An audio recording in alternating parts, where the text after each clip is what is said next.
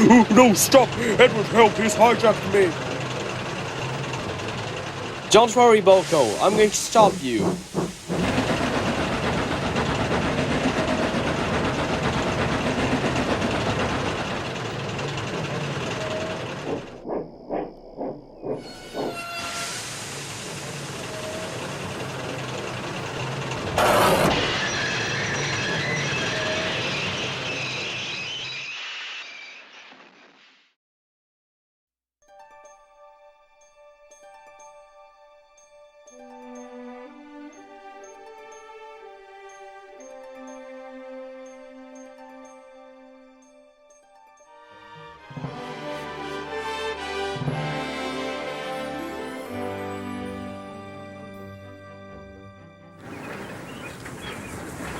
The day after the mess the oil fire left was cleaned up, things were still slowed down, and radical measures were taken with some of the workloads.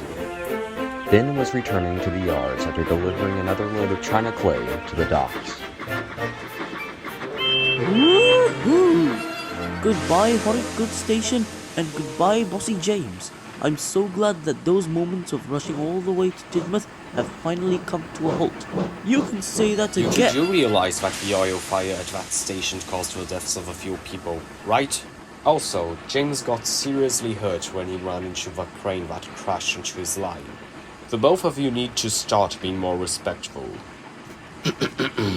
So, speaking of James being out, the railway's down an engine.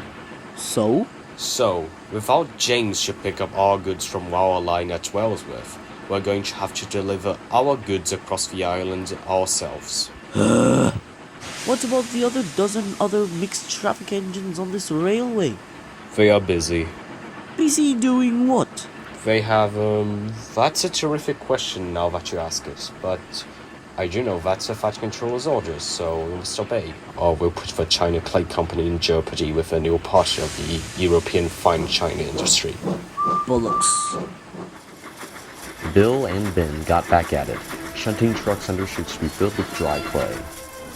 Full trucks would then be brought back to the yards to be tallied and sheeted and then prepared for a train to be taken elsewhere. When Ben went to take loaded trucks to the yards, Bill was shunting more trucks under chutes when the unexpected happened. We've got a broken chute.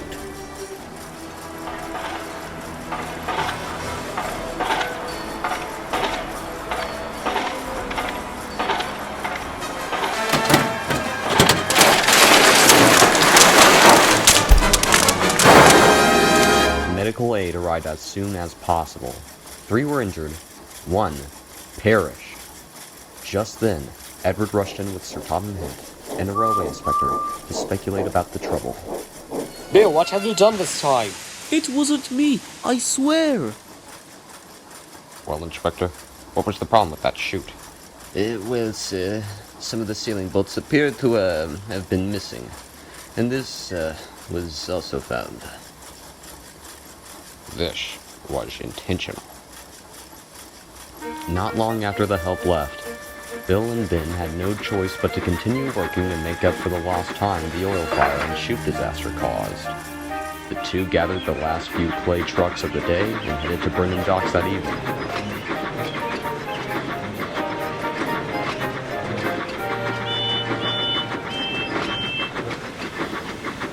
Bill was still very unnerved by the thought of a man deliberately causing trouble at their work site, which caused the death of a workman.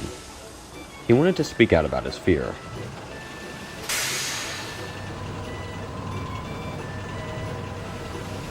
Ahoy, lads, how you doing? I'm fine. Bill, not so much. I watched someone die today. Whoa, hold on there, mate. You watched someone die? Mm-hmm. Mind explaining? Someone clogged a clay chute with a block of cement. When some workmen came to fix it, the ceiling of the chute crashed down on them, and one of those poor guys just blew. A man-caused disaster. Just like that oil fire back at Tidmouth a few nights ago. I reckon it's one of these new foreign companies. What makes you say that? Why, it reminds me of a story, of course. Ooh. Jesus. Long ago, there lived an alliance. Bands of pirates. The bands would plunder, perform various tasks, and trade their loot and booty with each other. Whichever band carried out their duties the most efficiently would receive the majority of the alliance's trade. This caused envy within the alliance, and rivalry soon spawned. Hitmen, henchmen, and other goonish scallywags were hired to sabotage the work of their rivals in hopes of getting the upper hand in the alliance trade. But this furthered the alliance into trouble. The band ended up having to kill their allies secretly to where no one knew that the alliance was killing itself. Soon enough, every pirate of the alliance was killed by his or her crewmates unknowingly. Oh well, history is known to repeat itself after all. Farewell, buggos.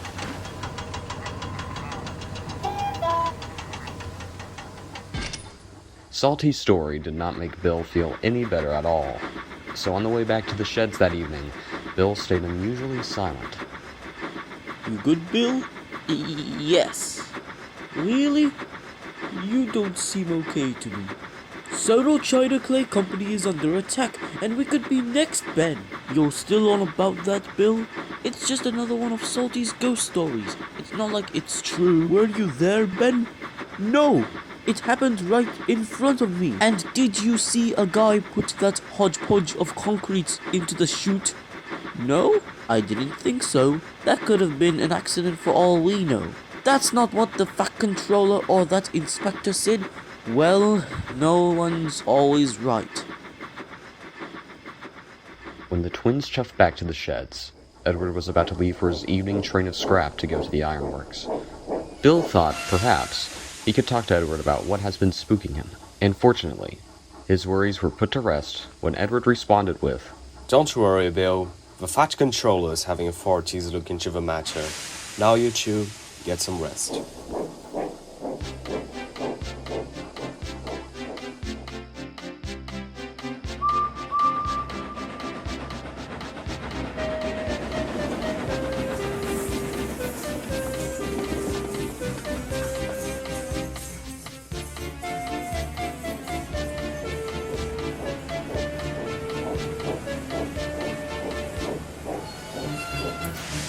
Just shut those trucks to the side. We'll take care of them tomorrow.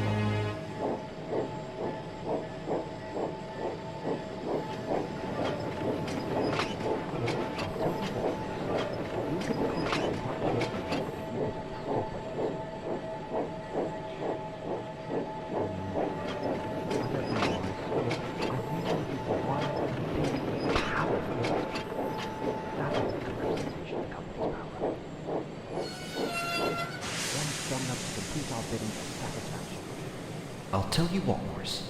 You'll get the contract for partnership with me if you get a proper diesel. Oh, but sir, we have two very dignified shutters of mine right in front of us. They're very reliable and make a mean diesel duo. With the two combined, there's nothing they can't do.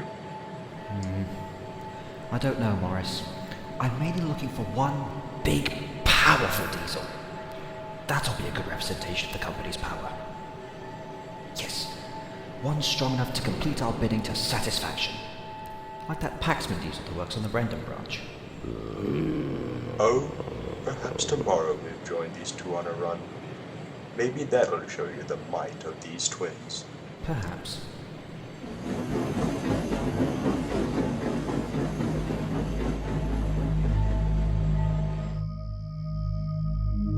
Later that night, all was calm and quiet at the sheds.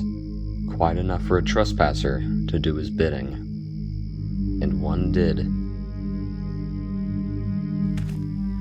The man snuck up to Derek's fuel canisters for the following day and poured an unknown substance into the containers.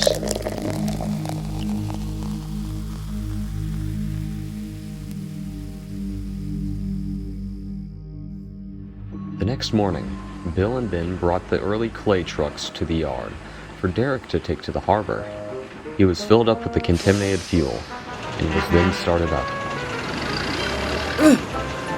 What a plague.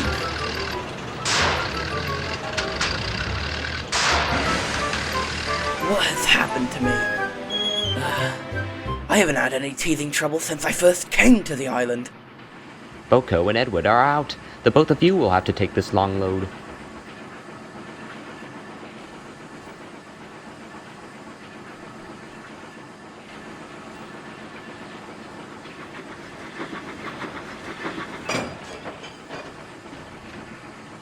Oh no!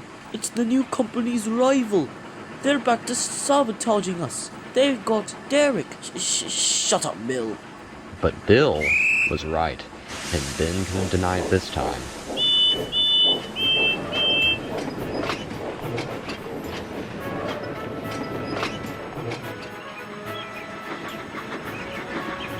Bill and Ben heaved the long train of China clay westward, but eventually...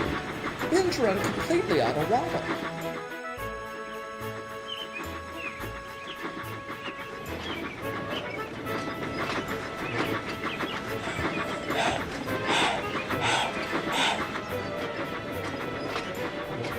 Soon, Ben ran out of steam and couldn't move on his own. Bill couldn't pull Ben in the train himself, so his wheels spun and spun.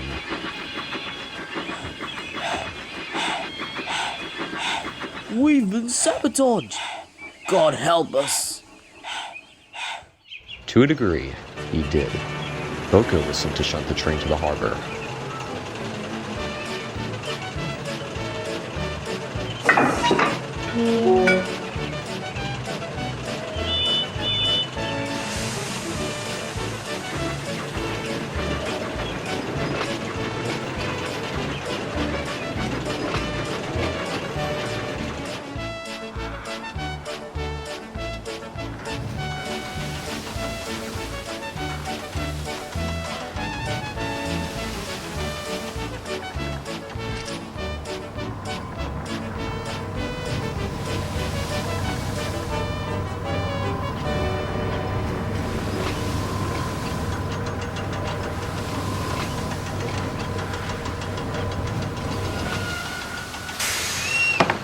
So what do you think, sir? You've made a very compelling case, Morris.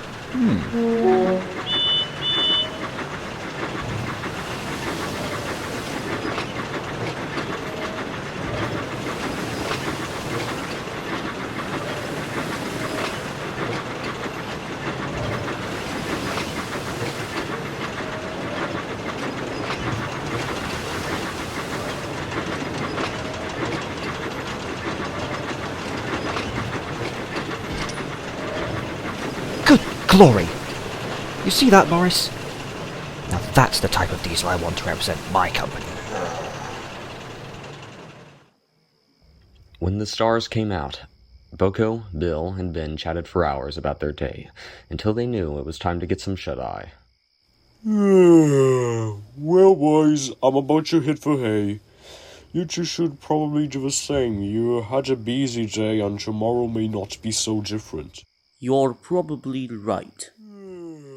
Bill and Ben still had plenty to talk about to one another and whispered very quietly. It was so quiet that not even the same trespasser from the night before could hear.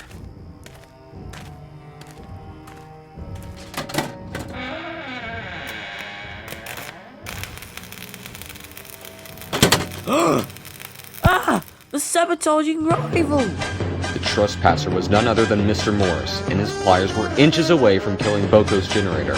The twins tried to alert security, but all they could do was yell. They hadn't any steam. Someone help! Bill, Ben, what's the matter? Get security, Edward! This maniac's trying to kill me!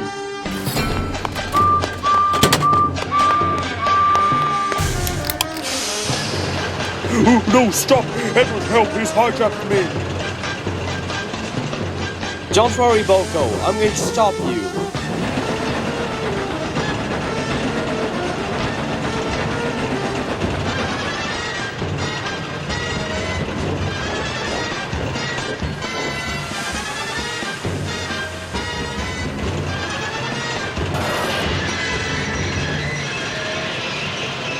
Out of the way, you stupid kettle.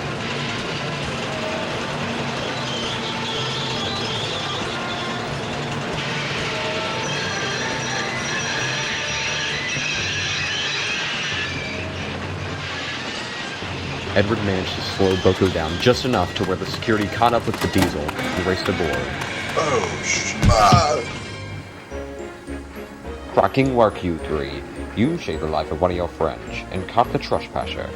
You are, indeed, really useful engines. Thank you, thank sir. you, sir. Bill and Ben work at peace again, knowing that the trespasser they feared was now behind bars, and the two are glad to be considered very useful engines on the Fat Controller's Railway.